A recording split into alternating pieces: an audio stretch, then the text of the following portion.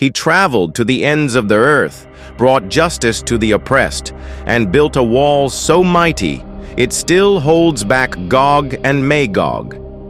This is the story of Dhul-Qarnayn, the just king mentioned in Surah Al-Kahf. Dhul-Qarnayn was a powerful and righteous ruler. Allah gave him strength, knowledge, and resources.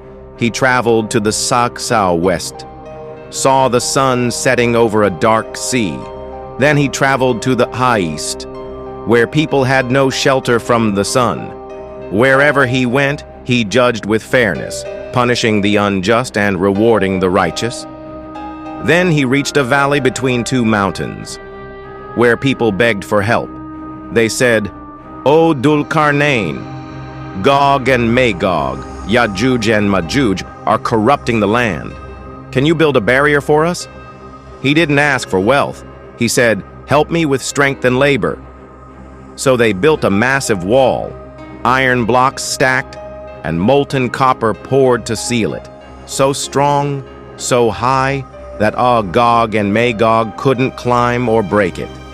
The people were safe again, thanks to the justice of Dhul-Qarnayn. He said humbly, "This is a mercy from my Lord, but when Allah's promise comes, He will make it level." Surah Al-Kahf 1898. That wall still stands, unseen by the world. Gog and Magog will be released near the end of time, and their chaos will be a sign of the final hour. Dhul-Qarnayn used power with mercy, strength with justice, and faith above all.